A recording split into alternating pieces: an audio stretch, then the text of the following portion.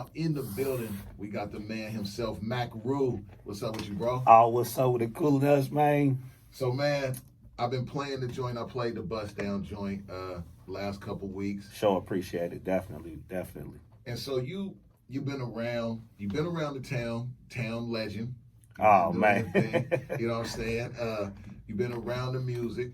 And for people that might not be familiar, I know a lot of people are, within Portland, just give a brief breakdown of Mac Roo, the musical movement, how everything came about, just to bring people up to speed. Shit. Oh, I can fix it. all right, wait, my bad. we can start over. All right, my bad. My bad, man. No, it's all good. What? How many people come in here and do that, though? A lot. Okay. Like, yeah, it's not a unheard. Because like even when Juma do the interviews, he'll have to tell me like it's like 3 words you got to catch. Right. Okay. Yeah, I'm definitely gonna be on my job. But if you slip up, like if you say something like shit, I'll note the time and I can fix that. So don't worry about it. Just keep going. Okay. Yeah. All right, no problem.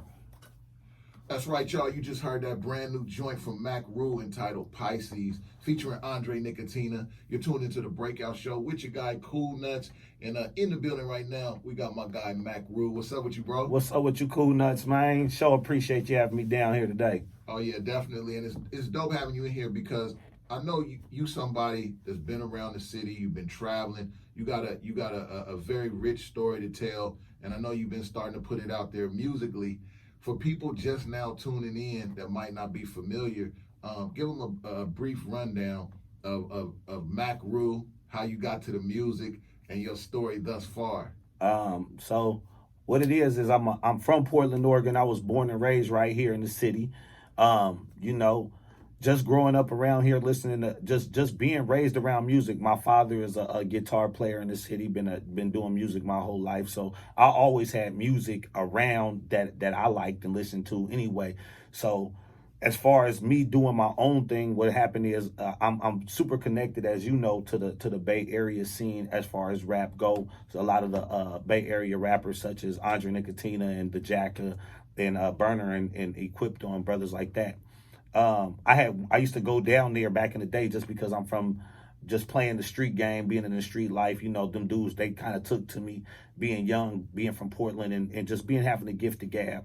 And man, I used to go out there and hang with the rappers and just be amongst the music and, just living my dream and being a part of that. And as I've gotten older, man, what was really going on now is just that I kind of see that our city don't have a sound. Like I feel like we kind of missing a sound, and I feel like we're kind of all over the place. So I was like, look, man, maybe I need to get out here and throw my card in the hat too. You know what I mean? I was kind of feeling like I was missing.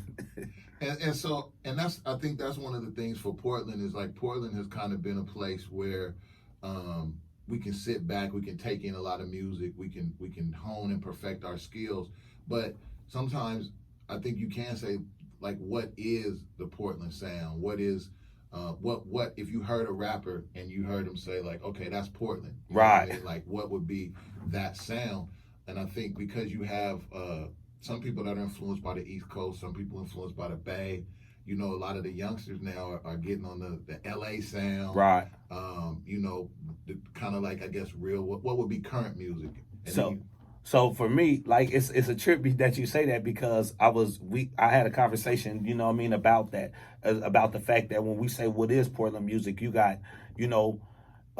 the likes of E40 and Mac Dre is from Vallejo, California, but they're the major songs that a lot of the major songs that they did was produced by Portland artists, Portland producers, and so I feel like a lot of our sound leaves our city and goes in and we do work other places and we kind of run from that, like, oh well, that's their sound. No, that's our sound that's being given to these people and and we love them because we support that big time out here.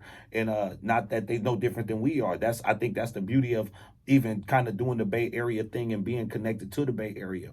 We're so the same, but a lot of us run from it out here, and I feel like that's, the Bay Area sound is kind of adjacent to the Portland sound, and it is the same thing. But we got to start kind of more, I feel like, running to it instead of running from it. And I think we'll get a better response with our music around here. So I'm just, like I said, just trying to put my part in.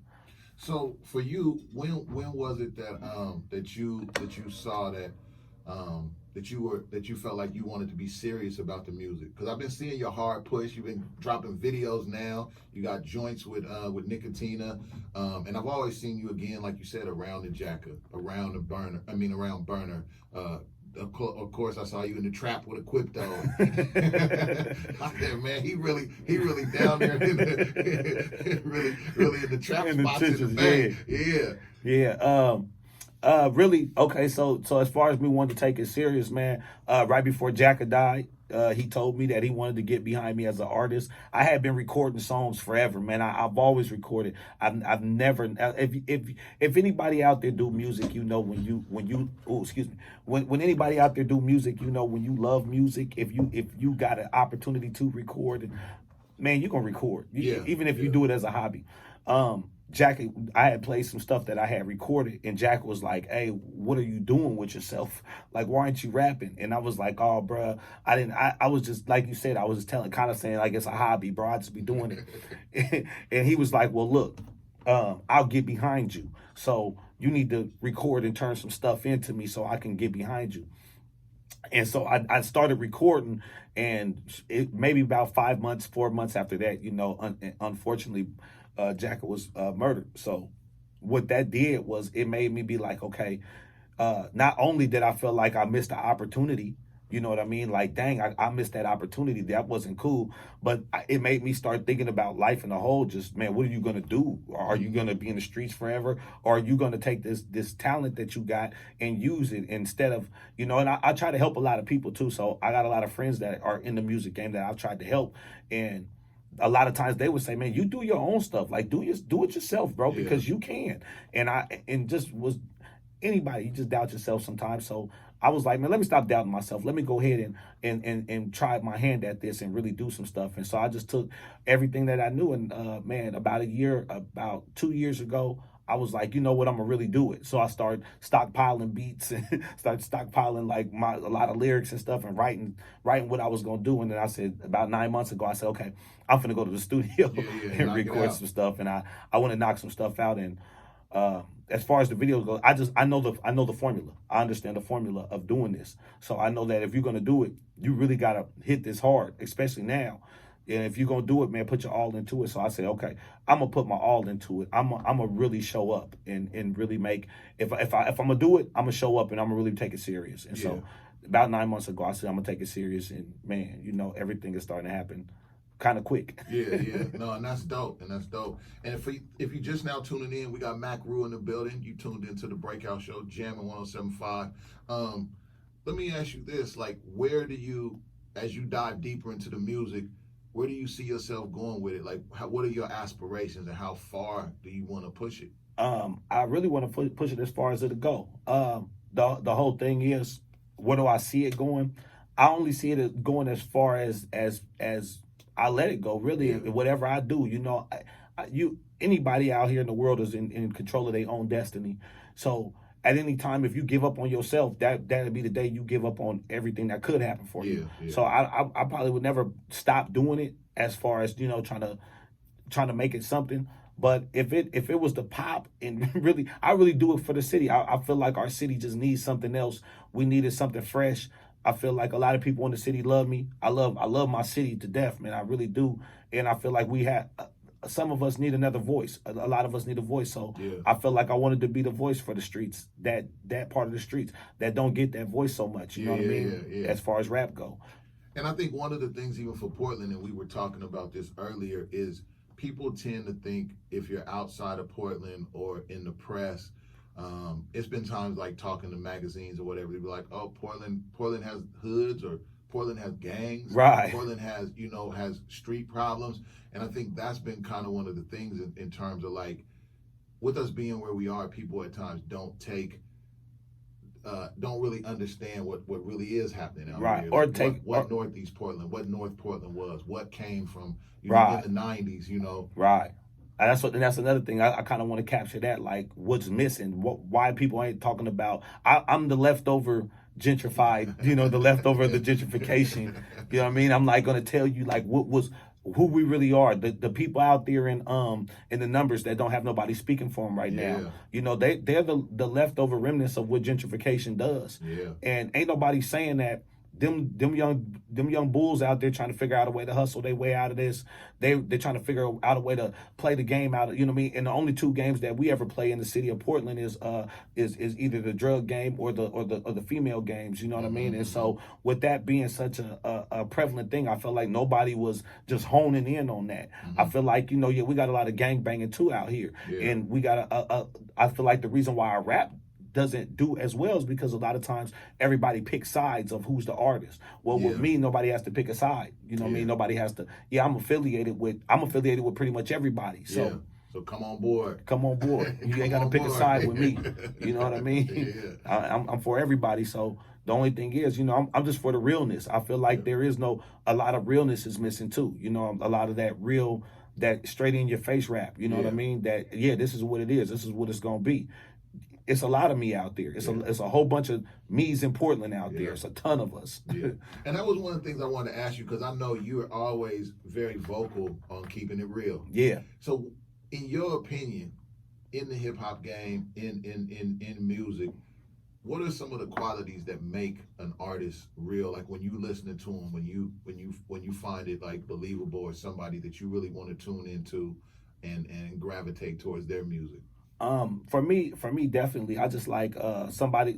The more realistic you can get. Like, look, you don't have to be a killer in your music. You don't have to be a Superman street guy in your music. Just be realistic. Just don't be so far fetched. I think that gets me. When people are realistic, if you could tell me you got that you want some money more than you got some money, I can respect that more than I can tell you telling me you got a Wraith with the sparkling lights on top. Because if we know you ain't living like that, then you can't talk about that. I can't talk about a Wraith. I ain't never had a Wraith. I can tell you all day about an S550. I can talk about the street game. I can talk about things that I listen to. So I feel like you can feel the authenticity in an artist when they tell you like this is what it is or this is what it's not. You know what I mean? And that's what I look for more than anything. And then in for you doing music, when you say you want your music to portray, you know, what's left over from like Northeast, the real Portland, the real North and Northeast Portland, what do you feel that was? Like, what do you feel that feeling, that what came, the flavor for what real pre-gentrification, Northeast Portland? Pre-gentrification, North Portland, Northeast. Back then, you know, we all kind of, we were more held each other more accountable. I feel like everything was a more accountable situation. Now, because we're not from our neighborhoods, we're not from the you know where to find these guys at on these neighborhood corners. You know what I'm saying? You got a lot of stuff that gets tossed in the air, and I feel like, you know, if we can bring that feeling back in an understanding way, not just a way of boasting about it, because it ain't about boasting about it. You know, it's just about bringing that understanding feeling back, man. And I think that the pre-Northeast, like I said, it's the street game. It's the pop and con. It's the everything that nobody wants to talk about. It's the everybody wants to be liberal Portland, liberal Oregon. I'm not that. I'm Northeast Portland. I'm North Portland. I am go to Jefferson High School in the morning and hustle on your way to school in the morning. I'm Barrios, you know what I mean? Barrios was the police officer in Sharknose and, you know, in Jackson. You know, I'm from that. So I just feel like we don't, you know, nobody talks about that because it's like people act like that didn't happen, but it did. It happened. Really did. Yeah, you had to be